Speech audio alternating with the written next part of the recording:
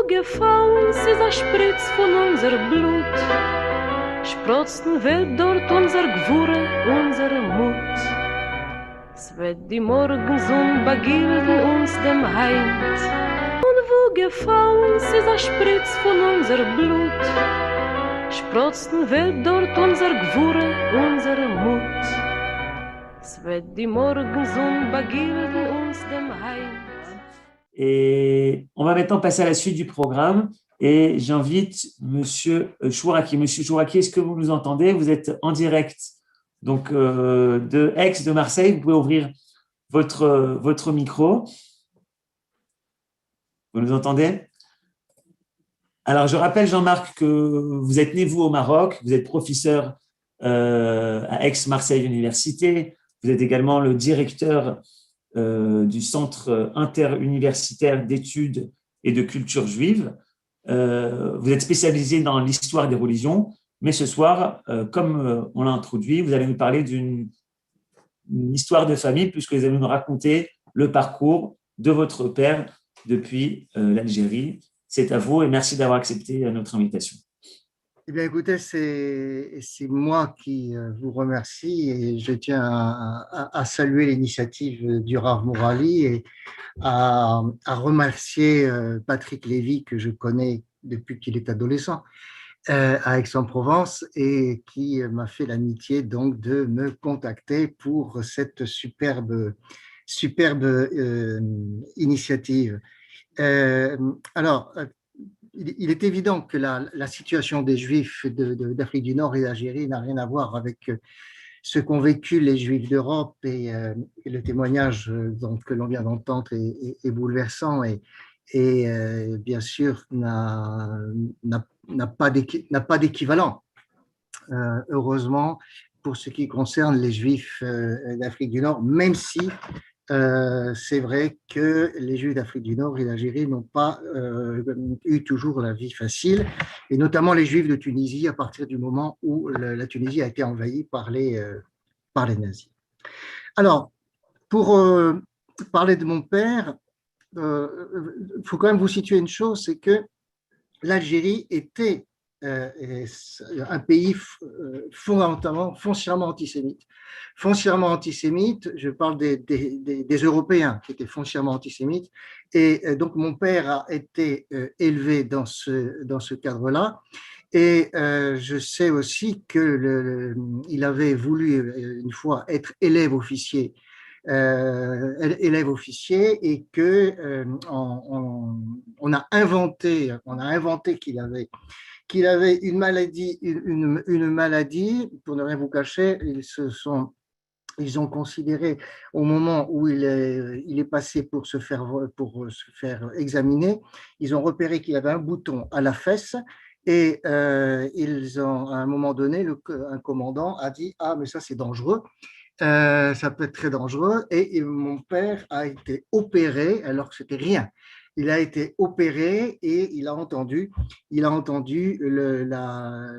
l'assistante du chirurgien dire mais enfin c'est pas possible qu'on opère ce garçon alors qu'il n'a rien et le chirurgien dit oui mais que voulez-vous, ce sont les ordres.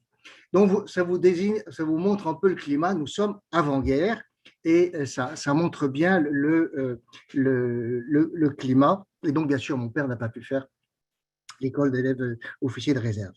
Bon, pendant la drôle de guerre, mon père donc, est installé à Casablanca, il est mobilisé au Maroc. Il essaye de rejoindre en vain le général de Gaulle avec son ami qui était aussi un grand d'Afrique du Nord, son ami Max Gage, avocat comme lui, qui va devenir un héros de la France libre, Max Gage, en tant qu'aviateur, un héros de la France libre. Et d'ailleurs, le président Macron l'a cité parmi tous les noms de tous ceux qui ont contribué au prestige de la France il y a quelque temps, il y a 130 ou 50 ou 150 noms. Donc Max Gage, c'était un ami intime et il sera abattu donc en avion par les Allemands juste à la fin de la guerre.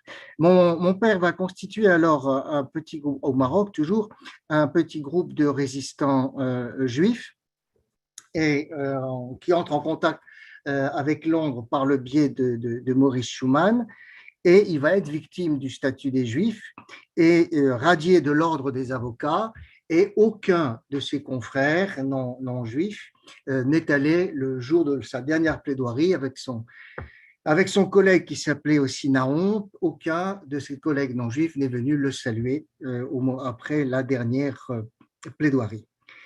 Et donc ensuite, c'est le débarquement allié. Débarquement allié qui survient en Afrique du Nord le 8 novembre 1942. Et d'ailleurs, par hasard, tout à fait par hasard, il va y assister. Donc, parce qu'il y a son train passe par là à ce moment-là. Je ne vous raconte pas les détails, c'est croustillant. Mon père a publié tout ça dans un article de la revue de la Shoah où il va raconter tout ce que je vais vous raconter. Ça a été publié dans la revue de la Shoah. Donc, et alors même que les Américains ont libéré l'Afrique du Nord, eh bien, le général Giraud, qui ne cache pas son antisémitisme, refuse que les Juifs combattent afin de donc leur interdire de prétendre à la citoyenneté et surtout au titre ensuite d'anciens combattants. Et donc, parce qu'il y a un conflit, pendant longtemps, pendant près d'un an au moins, il va y avoir un conflit entre Giraud, qui a le soutien plutôt des Américains, et par ailleurs de Gaulle. Et donc, mon père, avec tous les hommes juifs d'Algérie, va se retrouver dans ce qu'on appelle le bataillon des pionniers israélites au camp de Bedo. Camp de Bedo, c'est un petit village au sud d'Oran, tout près de Sidi Bel Abbès. Et là, voyant qu'on les condamne à ne rien faire, il va prendre un mouvement de résistance, il va faire un mouvement de résistance et il va rédiger un manifeste, le manifeste des Juifs de Bedo, dont je vais vous lire juste quelques lignes.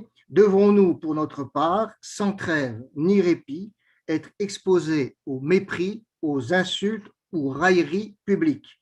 Devrons-nous former un clan à part dans une sorte de tour d'ivoire de lâcheté imposée?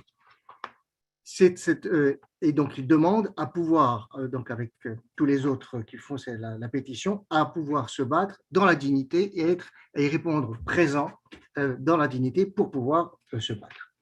Alors, il y a cette pétition, il y a ce manifeste et ils arrivent à les faire sortir, à faire sortir ces documents à l'extérieur.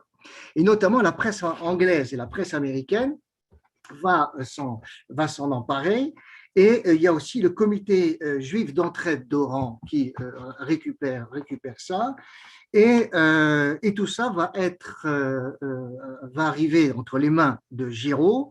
Et ensuite, le commandant de la division d'Oran va convoquer l'aumônier israélite du camp de Bedo, le rabbin Zawi, et il va lui tenir ce langage qui avait dans un premier temps été arrêté parce qu'il tenait des propos considérés comme gaullistes et résistants, et il sera vite libéré. Et donc, il tient ce langage à Zawi. Écoutez, nous avons, monsieur le rabbin, nous sommes très bien sûrs, l'autorité militaire est très sensible au désir de vos coreligionnaires de partir combattre, mais nous avons besoin de vrais combattants. Et alors, le rabbin était un peu surpris, parce que vous comprenez, monsieur le rabbin, vous, les Juifs, vous êtes de très bons commerçants, vous êtes très bons dans la finance, mais vous n'êtes pas des combattants. D'ailleurs, je n'ai jamais, moi, pendant la guerre de 1914, je n'ai jamais été aux côtés de combattants juifs. Et le rabbin ne dit rien et il a failli se faire lyncher partout par mon père et tous les autres juifs qui étaient à ce moment-là au camp de Bedo parce que justement, il n'a pas réagi. Finalement, mon père n'attend pas la dissolution du camp de Bedo et donc il part. on dit aux Juifs, à un groupe, aux des Juifs, on les oriente soi-disant pour aller se battre et on les perd. En fait, on les perd un peu en Algérie. Et finalement, mon père rencontre des pionniers israélites qui étaient partis sur le front de Tunisie, parce que la Tunisie, sur le front de Tunisie, il y avait de combattants, des combattants, les Américains et les Anglais avaient refoulé les Rommel et l'Africa Korps, donc il fallait se battre. Mais l'armée française envoie ses pionniers israélites sans armes, et pour simplement creuser des tranchées, mais sans armes. On rapporte à mon père qu'à un moment, là, il y a une offensive allemande et l'armée française officielle détale et le commandant des pionniers israélites leur ordonne de ne pas quitter leur position, c'est-à-dire les tranchées, alors qu'ils n'ont pas d'armes, et qu'il va prendre les ordres et qu'il va revenir. Ils ne l'ont jamais revu. Et donc, ils ont laissé ces Juifs là, sans armes, face à la contre-offensive allemande. Et il a fallu qu'un soldat français, un adjudant français complètement saoul, disent à un moment donné, mais j'en ai marre, depuis 1940, on n'arrête pas de reculer, et prennent un canon et fassent tonner ce canon, et les Allemands ont cru à une contre-offensive. Sinon, les pionniers israélites auraient été massacrés à ce moment-là. Et finalement, mon père réussit avec son cousin, André Bibas, réussit à quitter le camp cet endroit et qui était sous le contrôle de Giraud, et sous la mitraille des soldats de Giraud, il va finalement rejoindre en Tripolitaine. Il va rejoindre le général Leclerc. Et là va commencer effectivement la grande épopée de Leclerc, du général Leclerc. Bon, d'abord, un dernier élément par rapport à l'Afrique du Nord et par rapport à l'Algérie, c'est que le général, qui est assez croustillant, c'est qu'en 1943, donc mon père est toujours en Algérie à ce moment-là, et donc il est passé par Bedeau, tout ça, et le général Giraud, finalement, sous la pression des Alliés, instaure le numerus clausus, c'est-à-dire un nombre limité de 2% pour l'accès des Juifs au barreau. Et mon père refuse ce principe, c'est tous ou personne. Et puis ensuite, le 1er octobre 1943, De Gaulle maintenant règne sans partage, et il abroge le statut des Juifs, et donc il rétablit les droits des citoyens juifs. Et alors, donc, le paradoxe, c'est que donc, mon père, à ce moment-là, peut redevenir avocat sans problème.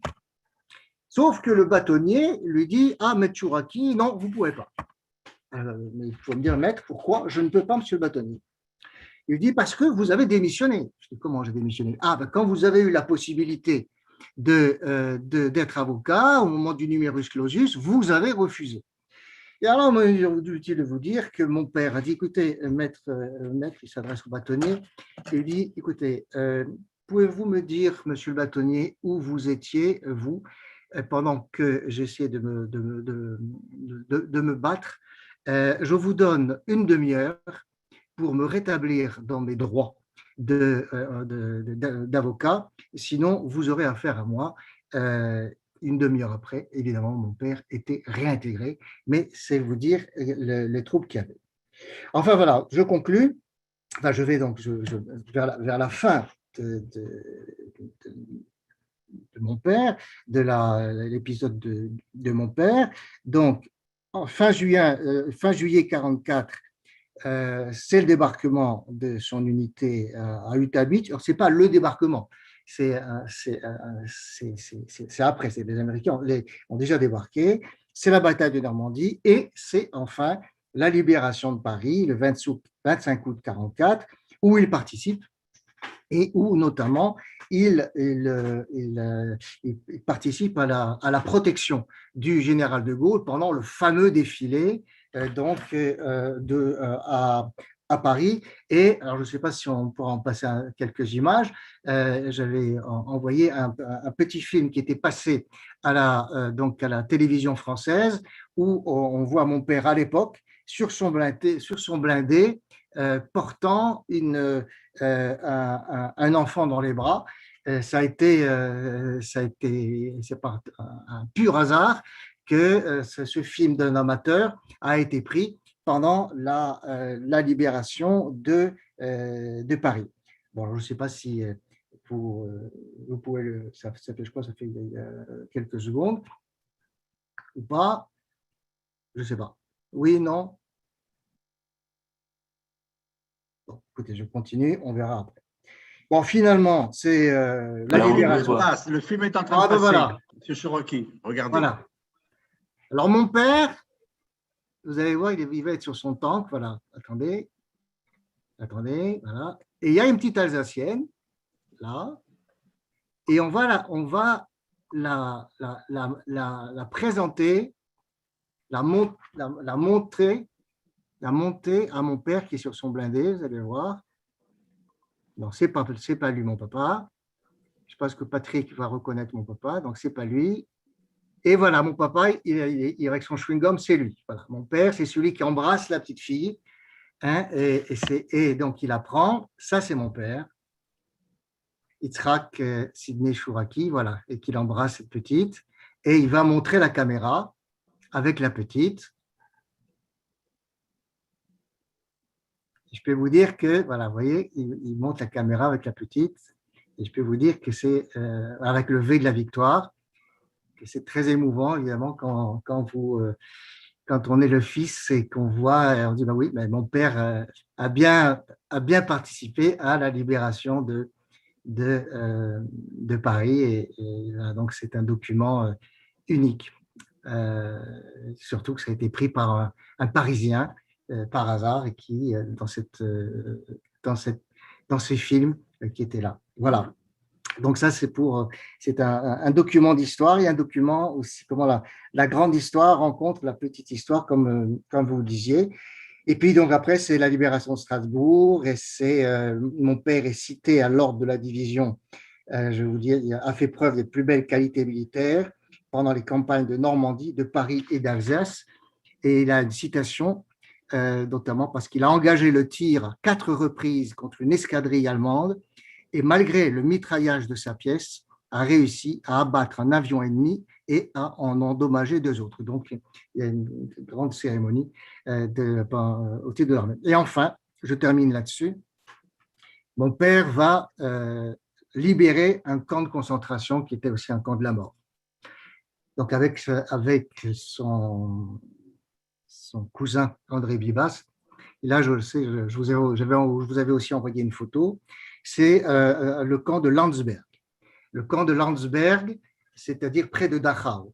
Hein. Et nous étions rencontrés. Ah oui. Ah, mais c'est pas vrai, mais oui. Ça me touche parce que je vois que. Oui, bon. Catherine Agege, bien sûr. Donc, et là, il découvre qu'il y a des photos. Hein, il découvre des photos où il découvre des piles de cadavres. Et aussi des survivants squelettiques. C'est la photo que je vous ai envoyée, et qui se trouve publiée dans la revue des cahiers la revue de la Shoah. Et enfin, c'est le 8 mai 45. C'est le 8 mai 45. Mon père a tenu un journal de guerre au jour le jour, sur tous les fronts possibles, et tire tout ça de son journal de guerre. Et le 8 mai 45, c'est la capitulation. Et la deuxième DB arrive au nid d'aigle d'Hitler. C'est un commandant juif, dont j'ai oublié le nom, qui rentre le premier au nid d'aigle d'Hitler. Et le 8 mai, mon père Anton, avec ses camarades juifs, une Hatikva, avec les champagnes de français qui étaient chez Hitler, ils n'étaient pas cachers, mais on s'en foutait. Donc là, une Hatikva, le 8 mai 1945, dans le nid d'aigle d'Hitler, un pied de nez extraordinaire. Et après, ce que je peux vous dire, c'est que mon père, jusqu'à son dernier souffle, et jusqu'à quasiment 104 ans, jusqu'à presque 104 ans, et oui, jusqu'à son dernier souffle, toujours bon pied, bon oeil, a combattu racisme et antisémitisme dans le cadre de la LICRA et dans le cadre de la fondation du camp d'Émile, qui est un camp d'internement et de déportation qui se trouve près d'Aix-en-Provence et dont maintenant mon frère a pris le relais et est devenu le président. Voilà ce que je voulais vous dire sur mon père. Monsieur Chouraqui, un grand merci pour votre témoignage qui a toute son importance. C'était là une autre facette de connaître que ce qu'ont fait les Juifs d'Algérie et de Tunisie. Et votre témoignage était aussi tout à fait enrichissant et important. Merci à vous. C'est moi qui vous remercie. Voilà, nous avons maintenant le plaisir d'écouter le professeur Henri Afilalo de New York. S'il nous voit maintenant, voilà, il nous voit, bonsoir. Comme je le disais la fois précédente, vous êtes président de la West Side séphardite à Manhattan, c'est une communauté francophone à Manhattan, et vous allez nous parler d'un sujet qui nous tient à cœur, c'est la Torah au cœur des ténèbres, les responsables du Rav Ephraim Oshri. J'ai commencé à dire tout à l'heure en fait quelle était l'action de ce Rav qui a vécu la Shoah, qui était dans le ghetto de Kovna, et qui a pu, après la libération, se retrouver aux États-Unis, publier ses Shelot Tshuvot, et vous avez eu l'occasion de travailler sur ces Shelot Tshuvot, et nous voulons vous écouter ce soir, nous livrer ce message. Merci beaucoup, Kvod Harav. Vous m'entendez, c'est bon? Voilà. Oui, très D'abord, bon. je voulais vous remercier d'être là, et puis en entendant M. Chouraqui et les autres témoignages, ce qui m'est d'abord venu à l'esprit, c'est un chiour il y a 6 ou 7 ans du Rav Lo d'Israël, qui était le plus jeune rescapé d'Auschwitz. Et il est venu parler à New York, et donc je l'écoutais à Souda Shlichit. Il a raconté une histoire qui, je pense, est pertinente pour aujourd'hui. J'aimerais vous l'amener aujourd'hui. Il a dit qu'il y a à peu près 30 ans, il a reçu une visite de maire de New York, Ed Koch. Et Ed Koch lui a dit, bon, moi j'étais dans la Shoah. Et puis le Rav là lui a dit, mais tu es trop jeune pour avoir été dans la Shoah. Où étais-tu? Et Ed Koch lui a dit, je vais vous raconter une histoire. J'étais à Berlin et il y avait une conférence des maires de grandes villes mondiales. Et ils nous ont amené visiter le bureau où Hitler et Marchemo travaillaient. Et par terre, il y avait une carte du monde. Et sur chaque pays, il y avait un numéro. Et donc Ed Koch lui a demandé, mais qu'est-ce que ces numéros signifient? Et alors, le guide leur a dit, c'était chaque pays et le nombre de juifs qui s'y trouvaient dans chaque ville. Et Hitler avait fait un vœu d'enlever et de tuer, d'exterminer tous les juifs dans chaque pays. Il a vu par exemple en Albanie, je ne sais plus quelle petite ville, il y en avait 4. À Gibraltar, ils ont été, il y en avait aussi très peu. Et donc Ed Koch a dit, tous les juifs que leur pays était envahi ou pas envahi par les nazis sont des juifs qui sont rescapés de la Shoah. Parce que comme Laval, il a voulu tous nous tuer. Et donc je pense qu'aujourd'hui, de parler des juifs de Tunisie qui étaient très proches des camps de la mort, ainsi que des juifs du Maroc et des juifs d'Algérie, c'est vraiment pertinent. On a vraiment, c'est grâce à Kadosh Baruch Hu que ceux qui ont survécu en Pologne et ceux qui sont survécu au Maroc sont encore ici avec Shérit Israël. Donc je voulais mentionner ça. Puis je voulais aussi vous parler que vendredi soir, donc moi je suis ici à Miami en vacances au Pessah, tout est très beau. Je vais dans la rue et puis je vois une dame qui parle français. Donc on parle, je la vois, je fais la connaissance de son beau-fils qui était à l'université avec mon beau-frère. Et puis je lui dis, bah tu sais, il me dit c'est une rescapée de la Shoah. Et alors, je lui explique que je vais parler du Rav Oshri. Et je lui dis, est-ce que tu connais le Rav Oshri? Il me dit, oh là là, est-ce que je connais le Rav Oshri? En 2004, je crois que c'est 2004 ou 2003, il était à l'hôpital Mont Sinai à New York. Et il faisait la prière pour des patients juifs. Et quelqu'un lui dit, mon grand-père est sur le point d'être niftar. Est-ce que tu peux monter le voir? Il monte et il voit sur la porte Oshri. Il leur demande, est-ce que c'est le Rav Oshri? Ils disent, oui, c'est le Rav Oshri. Et donc lui, 2 heures avant la mort du Rav Oshri, c'était avant Rosh Hashanah, il a sonné le chauffard, il a fait le vidouille pour ce personnage extraordinaire de l'histoire juive. Donc pour ça, pour nous dire, Kol Israël Arevim Zebezé, vous voulez voir comment je veux relier ça à ce que le Rav Oshri a fait. Le Rav Oshri était au ghetto de Kovno. Il était très jeune, il n'avait même pas 30 ans. Il avait un rabbin Shapira, Zichron Tzadik Livracha, un Cohen, qui est tombé très malade très tôt pendant la Deuxième Guerre mondiale. Et il est décédé. Donc le Rav Oshri s'est retrouvé, lui, comme le possède de ce ghetto. Et les gens venaient et il lui apportait des questions, mais des questions qui vous brisent le cœur. J'en amènerai 2 aujourd'hui. Il a donné des tchouvot, il les a enterrés dans des petites boîtes de conserve dans le ghetto. Il a été déporté à Auschwitz. Il est reparti à Kovno après la guerre, il a survécu. Il a ressorti toutes ces tchouvot. Il a continué en Lituanie à tourner, à essayer de trouver des enfants juifs qui étaient cachés dans des églises, à les ramener, à essayer de faire ce qu'il pouvait pour le peuple juif. De là-bas, il est parti à Rome, il est venu à New York, il a vécu pendant 50 ans à Brooklyn, à Monsey, il était Rosh Yeshiva, il était directeur d'école, un personnage extraordinaire. Mais en 1959, il a décidé après quand même 15 ans, de prendre toutes ces tchouvotes et de les écrire. Et alors, la question qui se pose, mais pourquoi d'abord poser des questions? Vous allez voir les questions qu'il pose, des questions qu'on se dit dans cette période, dans ces ténèbres, est-ce qu'on a vraiment besoin de questions? D'abord, ça c'est la première question à laquelle je veux répondre. Et je vais citer le Rav Sachs, Jonathan Sachs, l'ancien grand rabbin d'Angleterre, Zichron Tzadik Livracha. Il nous dit, notre religion est une religion de questions. Avraham parle à Kadosh Baruch Hu. Il dit, Ashofet kol haaretz lo ya'aseh mishpat, à Sodome et Gomorrhe, est-ce que le maître du monde, le juge du monde entier, ne fera pas justice? Ensuite, Moshe, une fois que Kadosh Baruch Hu l'envoie parler à Pharaon, et que Pharaon, il alourdit le fardeau de notre peuple. Moshe lui dit, mais qu'est-ce que tu as fait à Kadosh Baruch Hu? Tu as amené des problèmes à notre peuple. Et ça continue comme ça. Mais ce que le Rav Sachs dit, c'est la même chose que le Rav Oshri. Il dit, cette question, c'est pas vraiment la question qui importe. Cette question, c'est notre connexion, notre dialogue avec Akadosh Baruch Hu. Chaque fois que le Rav Oshri, je vais vous montrer ce qu'il a écrit, commence une Sheela, il dit souvent Sheelato benafsho ou nafsho beshelato. Son âme est venue avec la question. Donc pour nous, de poser cette question à Akadosh Baruch Hu, c'est de faire témoignage ce qu'il y a à Kadosh Baruch Hu. Que ce qu'on fait aujourd'hui, c'est une étape intermédiaire dans un ordre global qui va durer très longtemps. Et c'est ce qui est important là-dessus. Alors, je vais vous donner 2 questions. Les 2 sont très dures. La première est plus dure que la deuxième. La première, c'est une jeune dame d'une très bonne famille qui a été kidnappée par les nazis avant la guerre, qui était mariée et qui a été forcée à devenir une esclave sexuelle. La guerre se finit. Elle retrouve par chance son mari, ses enfants sont morts, et le mari voit que sur son avant-bras, il y a un tatouage. Prostituée pour les soldats de Hitler. Il marche chez moi. Alors le mari dit, mais qu'est-ce qu'on fait? Et ils vont voir le Rav Oshri. Il lui pose 2 questions. La première question, pouvons-nous être ensemble? Pouvons-nous refonder une famille? La deuxième question, doit-on faire ce qu'il est possible pour enlever ce tatouage? Alors le Rav Oshri, comme il fait toujours, des pages et des pages et des pages de halakha.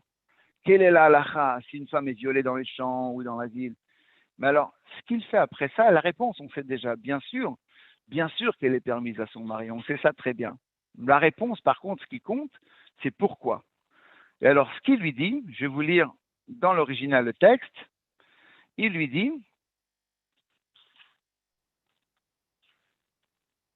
En shum tzorech klal, leitametz, l'achik al-idenitu vetaktovet animtzet me'al gufen. Il ne faut surtout pas enlever ce tatouage. Pourquoi?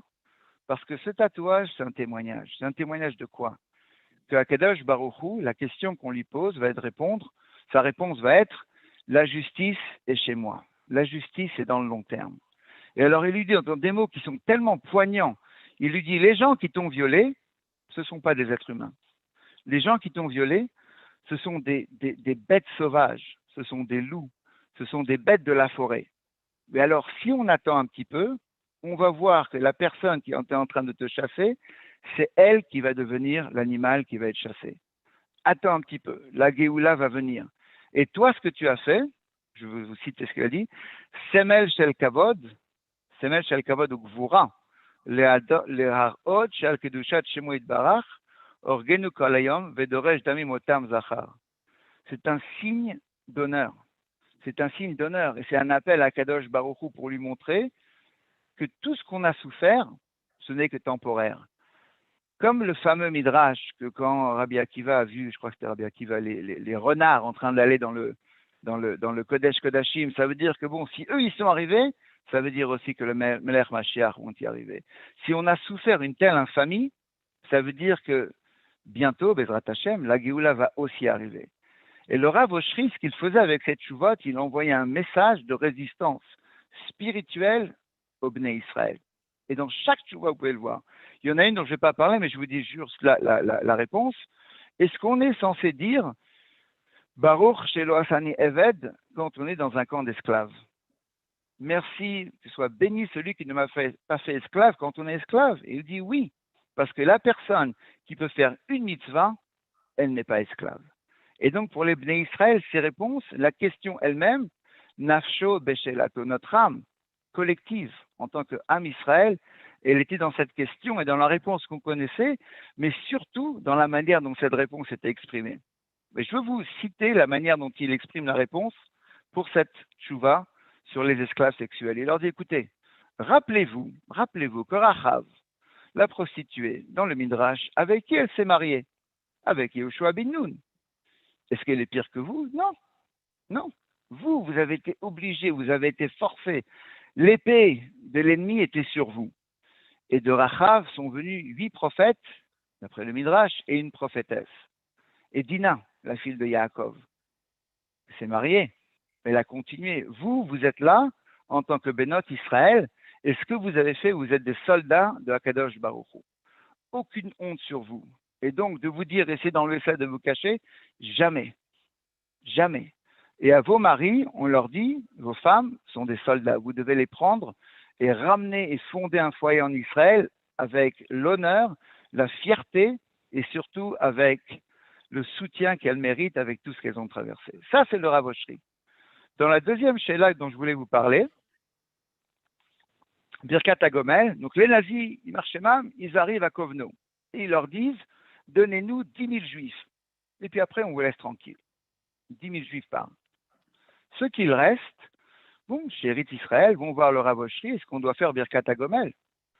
Et alors, ils passent par tous les détails de halakha technique. Il y a 4 catégories pour Birkat HaGomel. Le malade qui est rétabli, celui qui passe par le désert, le prisonnier qui est libéré, et la personne qui passe par la mer et qui arrive à destination. Et alors, il dit, bon, il y a pas mal de marloquettes. Est-ce qu'on fait le Birkat HaGomel, par exemple, si on est dans le désert et qu'on traverse un autre danger, un scorpion nous a presque mangé, ou alors est-ce qu'on attend d'arriver à l'oasis? Et de toute manière, ici, vous êtes tous en danger. Ne croyez pas aux nazis. Leur action, c'est une guerre psychologique. Ce qu'ils sont en train de faire avec nous, c'est une guerre psychologique.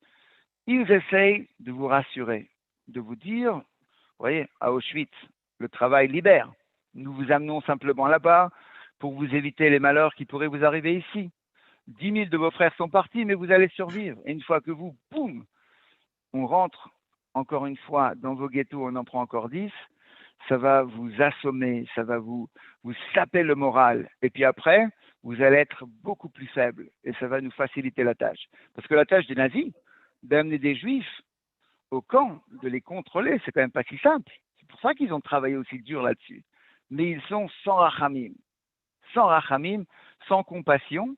Et le Rav Oshri dit à son Kahal, ne tombez pas dans leur piège. Il n'y a pas de Birkat HaGomel. Je vais vous dire ce qu'il a écrit là-dessus. Alors, il leur dit, Midepam, היו מוליכים שולל את יושבי הגטו בכל מיני שמועות של ישועה והצלה, כדי להכניס בלימם תקווה וביטחון, שנאמר למשחית די. De temps en temps, les nazis étaient en train de tromper les habitants du ghetto.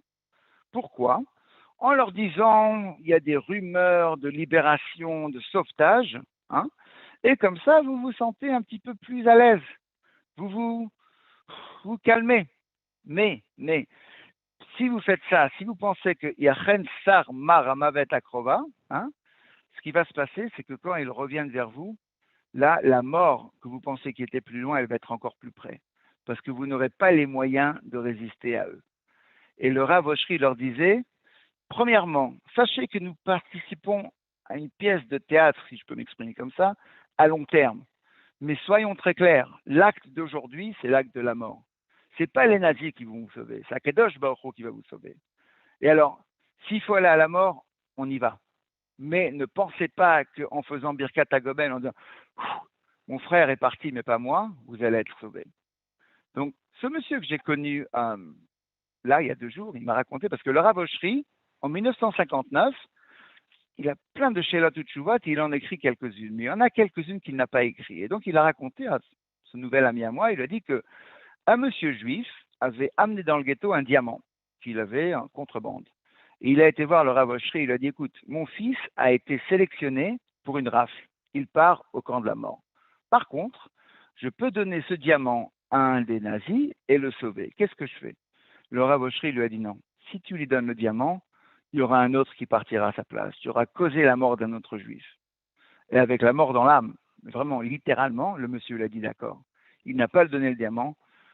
La personne a été déportée, a été tuée, le fils. On ne sait pas qui aurait été à sa place.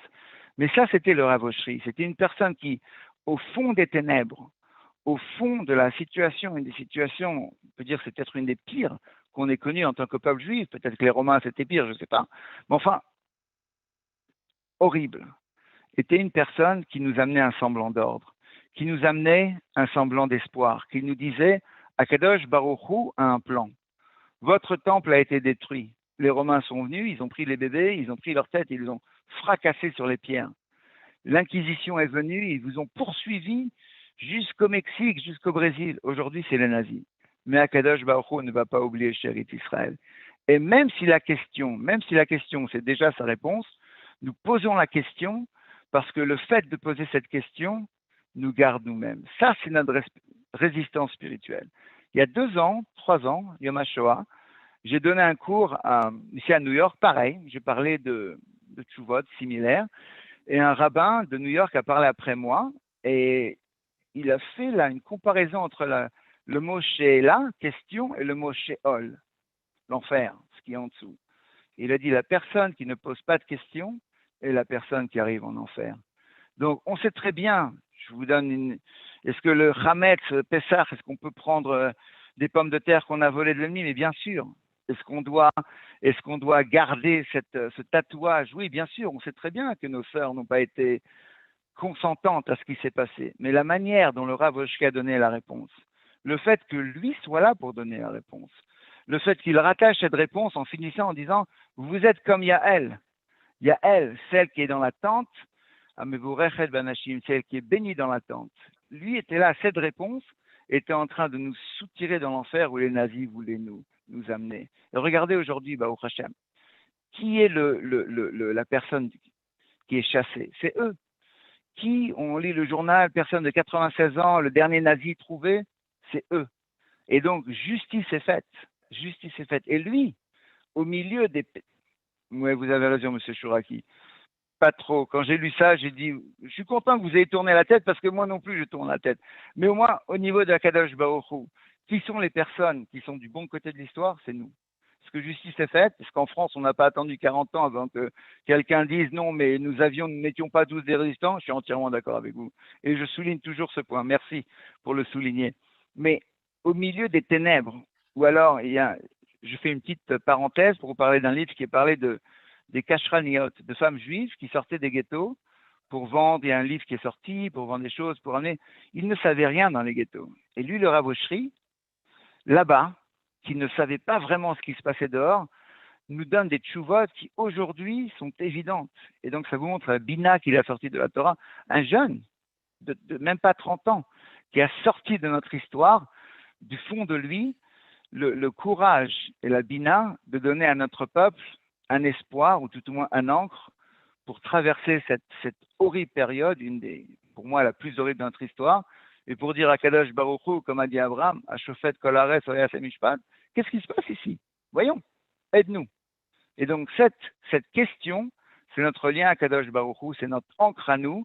Et revenons à ce que j'ai dit au départ, à tous les Bnei Israël, nous qui sommes arrivés à la rue des Rosiers à Paris, ou après nos frères Ashkenaz qui ont été déportés, nous sommes là pour prendre cette encre et pour la transporter dans cette Dora Haron pour dire nous sommes là.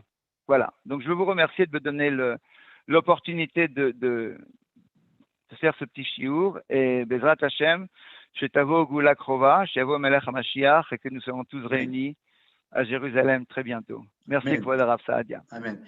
Merci à vous pour votre témoignage. Alors tout à l'heure j'ai parlé de témoignage direct ou indirect par le Fils, mais je crois que là aussi on a un témoignage, je dirais presque de père à fils, de père à fils, dans la mesure où vous avez reçu cet enseignement de quelqu'un qui était proche du Rav Oshri, et donc vous avez continué cet enseignement de résistance spirituelle. Merci beaucoup. À ce moment précis de notre soirée, il n'y a pas de quoi, on a prévu d'écouter André Storan chanter El Malé Rachamim, parce que tout simplement, toutes les personnes qui sont parties, c'est notre devoir de rappeler leur mémoire et d'intercéder, que Hachem intercède en leur faveur. Hachem est comme d'abord pour toutes ces personnes qui sont mortes pendant la Shoah. Et donc, nous allons écouter tout de suite El Malé Rachamim.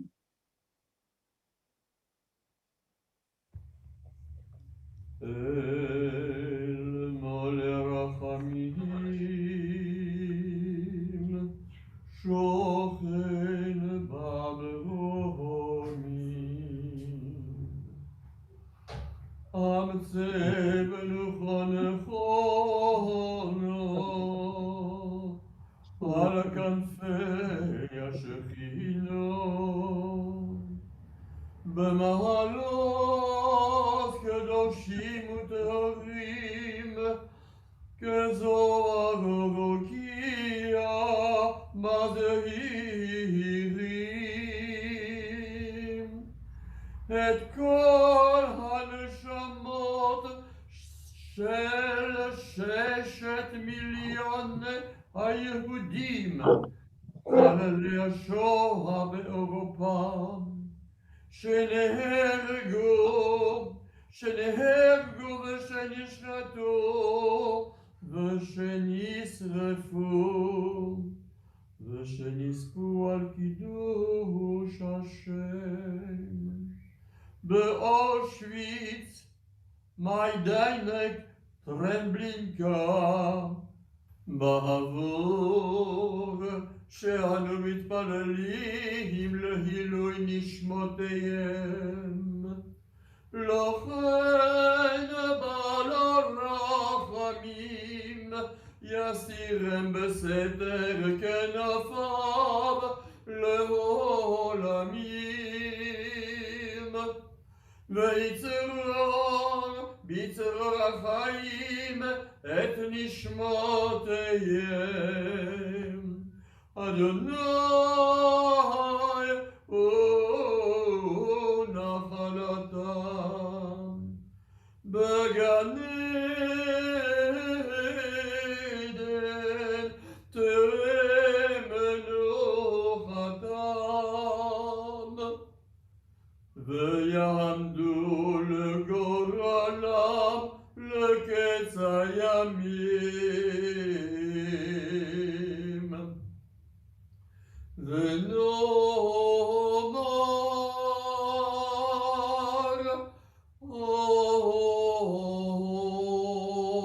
Amen. Wo gefallen ist ein Spritz von unser Blut, sprotzen wird dort unser Gwure, unsere Mut. Es wird die Morgensonne begilden uns dem Heint. Und wo gefallen ist ein Spritz von unser Blut, sprotzen wird dort unser Gwure, unsere Mut. Es wird die Morgensonne begilden uns dem Heint.